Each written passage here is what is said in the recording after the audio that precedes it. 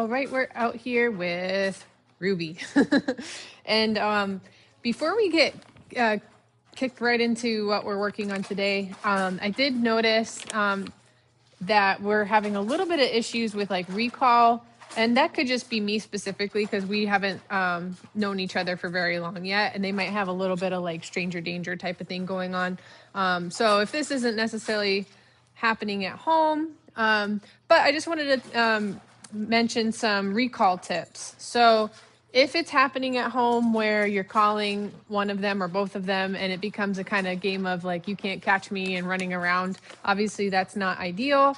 And I noticed that's what's been happening a little bit when it's time to go back up or switch groups out. I have a hard time like catching them. They're running away from me. So I wanted to make sure that we start working on some recall stuff with them. The other thing I noticed, and again, this could just be because we are still getting to know one another, but I noticed they're a tad bit like head shy when you go to grab them by the collar. So one of the things we can do with our recall, and actually I need to grab my clicker real quick. Let's see, it's right here. Perfect. I can get my treat pouch on while we're at it.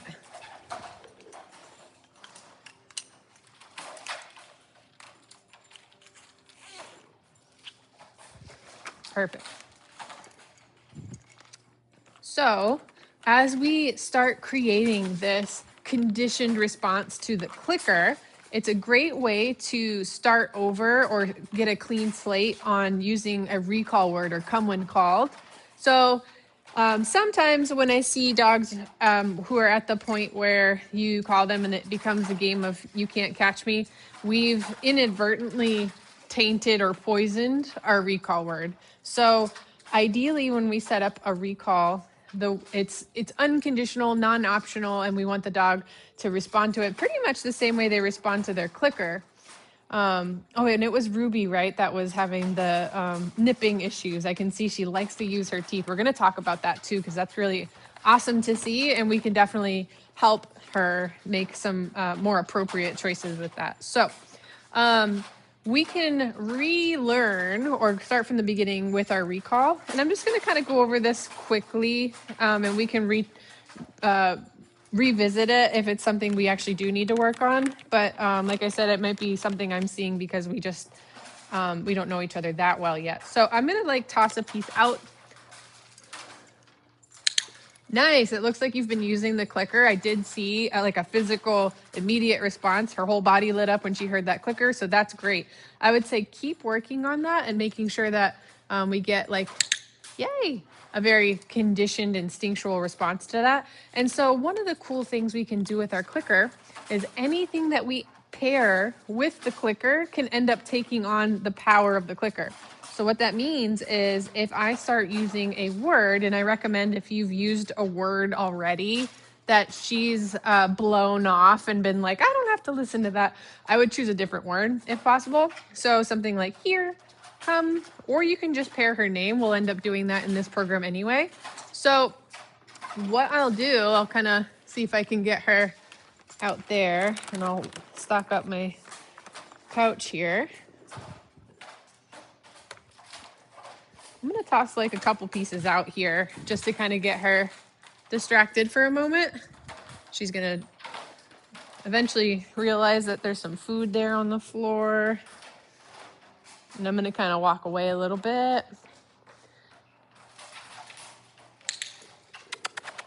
Perfect. So if we do click and our our dog misses that click and doesn't respond, what I want to do is make some kissy sounds, clap, back up, get their attention any other way except repeating that click. Because we don't want too many times where they hear the clicker and we don't have the immediate response of running to us to get food. So if you need to help make it happen, definitely do that. So right now I'm just getting her a little distracted. Perfect. She's a little bit distracted. Very good. Okay. So I would say that response is in progress, which is exactly what we would expect it to be at this point. It takes about a good solid week of doing it daily before we see that really instinctual conditioned response kick in. So what we can start to do is layer in her name. We'll do that first, or you can use a recall word, same process. So we would say, Ruby. Perfect. And it looks like she has a nice response to her name already. So clearly, since she was young or since you've had her, she's associated, Ruby, her name with at least something positive because she has a nice, good little response to her name. So that time in that last rep that we did, I said her name and she kind of looked at me, but then I clicked and then she came to me. And that's what the clicker can kind of help do. Ruby. Perfect. So once we have that really nice conditioned response, that name is going to start to take on the same response. Another thing we can kind of do, since she may not have a response to this yet. Oh, yeah, so that's a little head shy thing I was talking about. So another thing we can start to do to work on that is just pairing. I have food in my hand. This hand's going to come in and grab.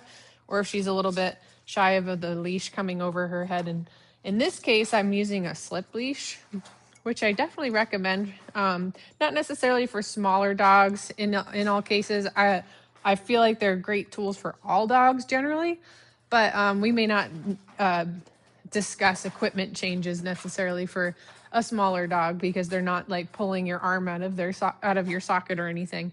So anyway, a slip leash has to go on over the head. So I'm just using food to help desensitize her to that. So without the food, she's like, ah! With the food, she's like, whatever. So what we want to do is kind of bridge the gap.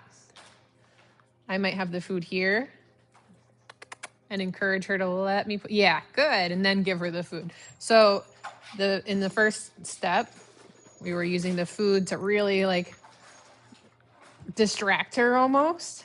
But then we kind of want to get the food a little bit out of the picture, let her.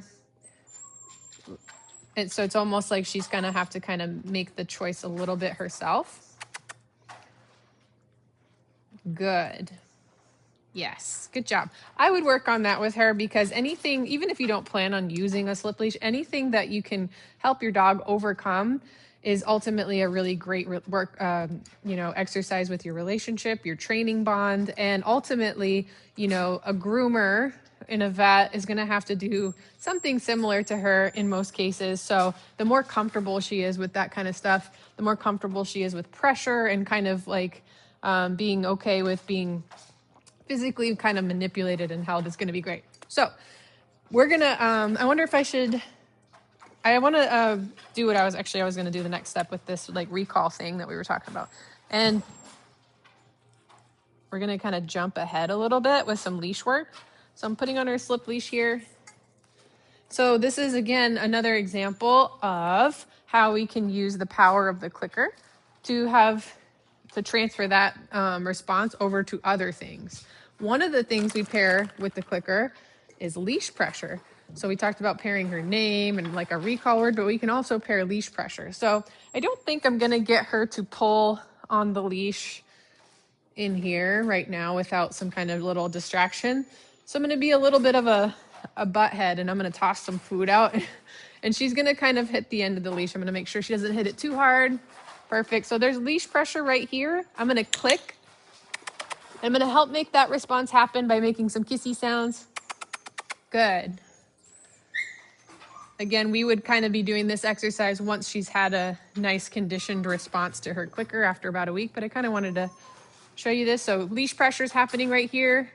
I'm going to click. Good. I'm going to help make it happen. Good. All right. Leash pressure. Click. Good.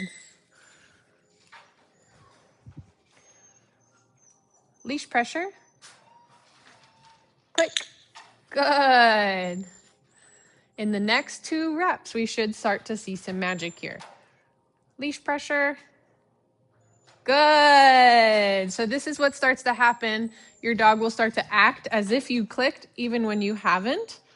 So leash pressure here. Good. So we're teaching her how to yield to leash pressure. So right now, in like the first couple reps, we could see leash pressure was, yes, good girl. Leash pressure was happening and she was continuing to kind of pull into it, which is a very normal response in most dogs.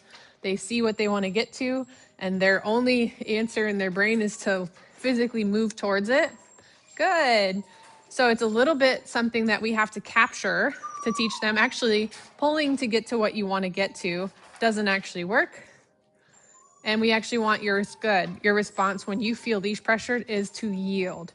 So this is something else that you can start to incorporate. I would get her going on some more clicker work if you can, if you've already practiced this inside the house, which it looks like you have. I would say try doing it in a slightly more distracting environment. If Ruby and Remi seem to be easily, like if they're really blowing off the clicker when they're in the backyard on a leash, for instance, and they're really ignoring it a lot and they're just continuing to sniff, I would recommend working with their meals. And over the next couple of days when you're doing it that way, you should start to see a little bit better response. So what would happen is you would say, oh, it's breakfast time. Let's get Remi or let's get Ruby outside working for breakfast. You click and feed a handful of her meal or his meal. And if at any point they kind of blow you off, you may want to move them and try once or twice more. And if they really are like just kind of over it and they're more interested in sniffing than working for the food, you would kind of end the session, go back inside, and then try again later. So when they're a little bit more hungry, you might try in like an hour, good. Or you can try in like 45 minutes. It just depends on what works, what works for you. Plus these guys being like small breed little doodly doodles, they typically, I'm gonna take this off of you. Oops, sorry, it's stuck. Freedom. You can go get that cookie now. So they tend to be grazers anyway, or their food intake can actually fluctuate a lot. I see with these little guys, that's a very common thing. So biologically, dogs are not designed to eat 3 square meals a day or 2 square meals a day like we feed them anyway. They are designed to eat a large amount of food all at once and then not eat for a very long time. So the way that we feed our dogs is a little bit biologically like not quite in line with how they would naturally eat. So training with their food and offering them what they're willing to take in that moment is actually makes sense, and it's a good way to go about it. But it can, the downside to that is it could disrupt their potty schedule. But these guys are old enough to where that shouldn't be too much of a problem. So I'm going to switch these guys out and actually work with Remi and do the next steps and really focus on what we're going to talk about in group class, which is going to be our marker system. So we'll go ahead and pause for 1 second. We're out here with Remi. All right, let's see. How do you do with this? Oh, you're like, yeah, whatever. Put that right on my head. Perfect. All right, so this week we're introducing really simple concepts like we mentioned. We're introducing food luring and the clicker, so that's easy stuff that we can do at home, and they really have that in the bag, I would say. They're doing great with food luring. Pretty sure we saw that these guys knew sit and down, or at least Remi did. Good. I could have sworn I saw you do this yesterday, or not, was it yesterday? Tuesday. Is it weird because you have a leash on? All right, so let's see. Down. Yeah, down. I could see that. Okay, perfect. We're going to build some clarity. So the other thing we're going to talk about this week are markers. So one of the things that we do in this program that's a little bit funky, that's a little different than where you may have trained before, we have what's called an implied stay system. So what that means is all the commands that we're going to teach Remi, or that Remi knows, is going to have stay built into it. So his job, when we tell him any command that he knows, whether that's sit, down, heel, place, stand on your head, it's his job to do that thing until he is released. We have 2 ways we can release our dogs from behavior. We can use what we call a release word. Whoops, I might have to make sure it's Ruby's having a hard time because Remi's out. I don't know if I mentioned, I think I did mention this on Tuesday. I was a little, not concerned like it's like a behavioral issue necessarily, but I was wondering if she had some separation anxiety from Remi. I did notice, and I did see this today, where she's very she did actually play with other dogs much more frequently than I saw the first day. I think she's getting a little more comfortable.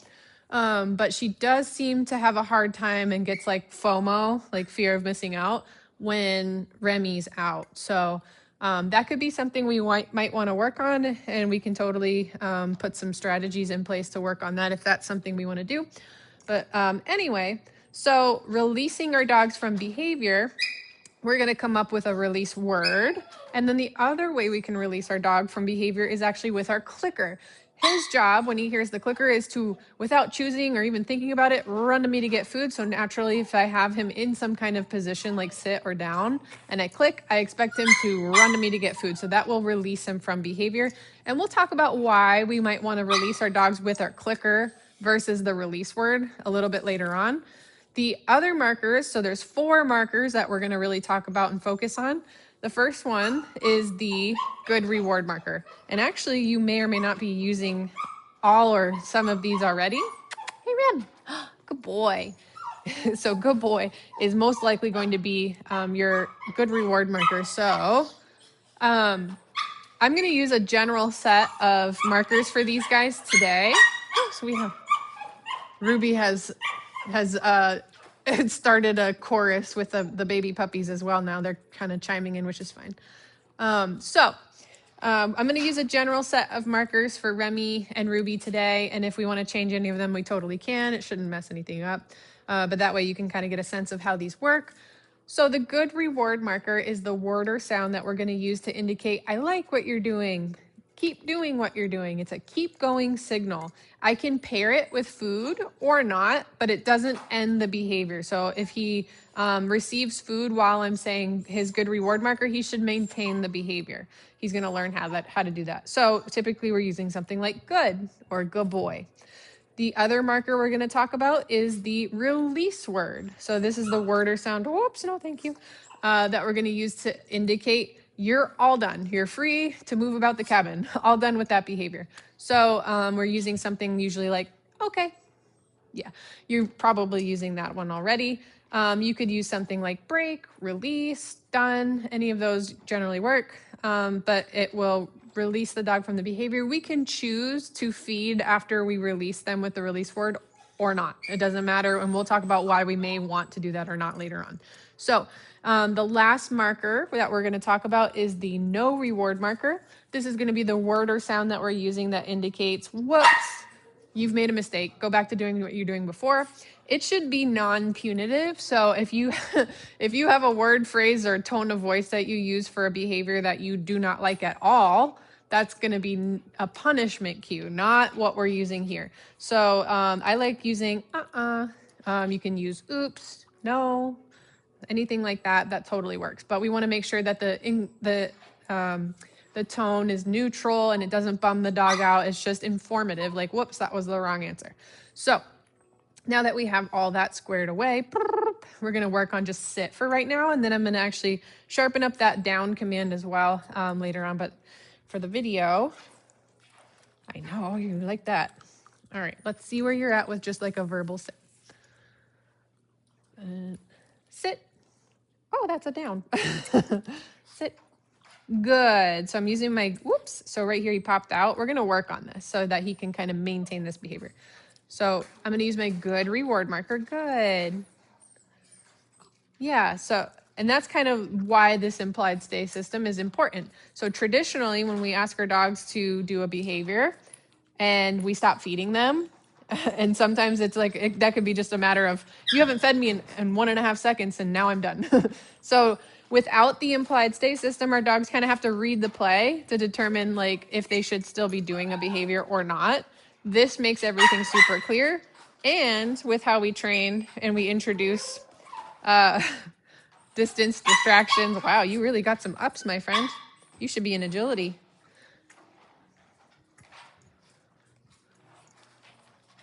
Good. We're going to introduce all of these behaviors and we're going to go through what's called the generalization phase. So we're going to do it from further away with more distractions for longer periods of time, etc. So he's going to learn that sit means sit no matter what's going on, even if you walk away and you stop feeding me. So really quick, I noticed, obviously he's very up, which is cute. So I don't necessarily want to correct it if that's something that's funny, then happens at home, whatever. As long as it's happening outside of the command, it's whatever. If it's something you want to curb or kind of fix, we can do that too. So I'm going to say the word SIT. Once he's in the behavior, I'm going to use my good reward marker, and I'm going to do some room service feeding. So if for me, I'm going to go ahead and assume that we want sit to mean booty on the floor, all 4 feet on the floor, okay? As I deliver that food, if he goes to pick up, I'm going to move the food away. So I'll do this in real time so you can see what's happening. Sit. I'm going to step into him. There you go. Whoops. I'm going to wait for him. So I could be using his no reward marker right now, but for right now, I'm just going to kind of fix it like this. Sit. Good. Whoops. Let me get this clicker out of the way. Good. Whoop. Good. Whoop. Good. So every time he pops up, that food goes away. I'm going to step on his leash a little bit so that he stops moving so far away from me. And I'm going to wait for him to sit his butt back down. Hello. I'm going to help him out. Sit. Good. Whoops. Good.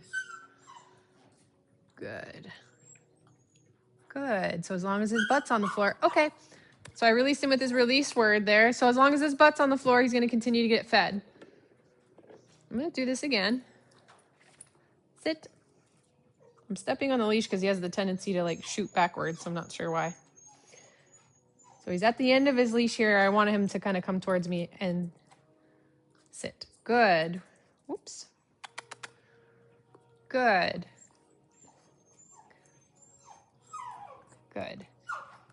In a second, we're going to start using the no reward marker and talk about that. But for right now, I kind of want to just fix that sitting where he's popping up. Good. Good.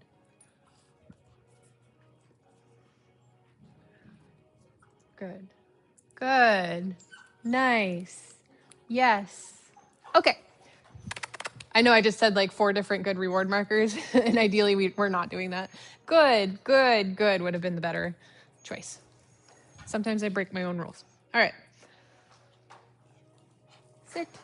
Good. Good. Whoop. Good. So think of this like he's controlling me right now. The only way, I'm just a silly, stupid human. What do I know? I want to feed you, but the only way I can do that is if you're in the right position. As soon as you break out of that position, I go away. So he's controlling me. So he has to figure out this puzzle.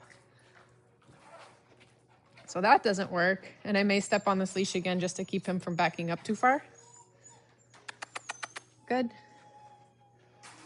Sit.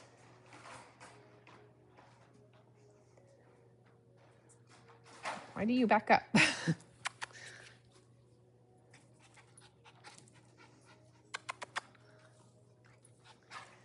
Good. So it's tricky because he like knows it, but he kind of needs to go back to kindergarten almost. Like that's a saying that we say often in this program. So going back to step 1 on learning sit would almost be better for him, I think, because he's got a lot of confusion. So when we teach a sit, it's a nice food lure up, nose up.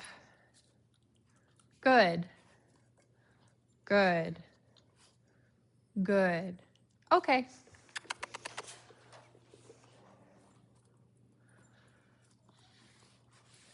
Food lure. And I'm just taking the word SIT out of it for a second. Good. Because we have another saying in training that we don't name it till we love it. Good. Good. Because I could basically call this exercise anything in the whole wide world, and it's not going to mean anything to him. Okay. If he doesn't actually know it. And I think he's at that point right now. All right. So I'm food luring him. I'm getting his nose tilted up to the ceiling, and I'm dumping his little feet off my hand. Good. When he puts it on, and I'm letting the food go and feeding him when his butt hits the floor. Okay. Sorry, Ruby. Ready? So what I'm waiting for before I start using the word SIT, I want to see what we call a light bulb moment. Right now I'm presenting this food and he's just like nibbling, nibbling, jumping, jumping, da, da, da, da, da. But at some point very soon, he's going to start assuming the correct position a little bit more quickly and a little bit more purposefully.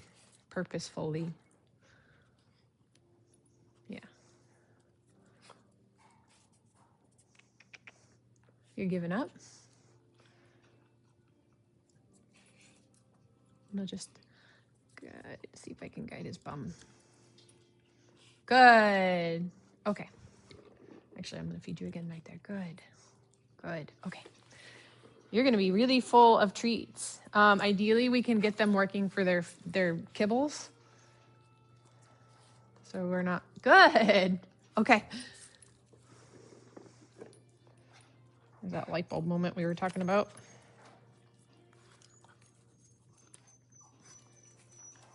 Good. 26 minutes. Good. Okay. Nice. Yeah, good. That's the light bulb moment. So in this next rep, I'm going to start pairing the word we want.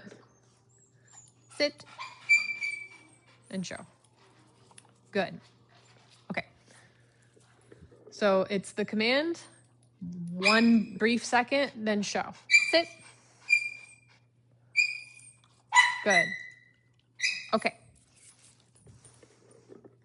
And I'm tossing that treat out so that same thing, he's going to learn the word okay as his release word. So he's pairing what he's hearing with what he's doing. I just want to reset you. Okay. I was trying to say sit. Sit. Good. Okay. Nice. We're getting somewhere. Good. Sit. Good. And the other factor that we need to add in is before, when we were struggling so much, I was also standing. And he's a little guy, so he's gonna want to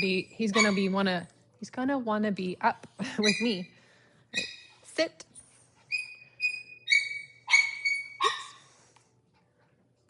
Good. Good. Oh, no. So I don't know if we've rewarded the jumping. He's offering it like it's a behavior that's been rewarded. So we're going to have to kind of just work through that a little bit. Good. Sit. Good. Yeah, he's like, you can see he's cycling through. He's like, sit. Is it sit? Is it down? Is it jump? So jump is obviously something he's been taught to do, whether we meant to or not. Sit.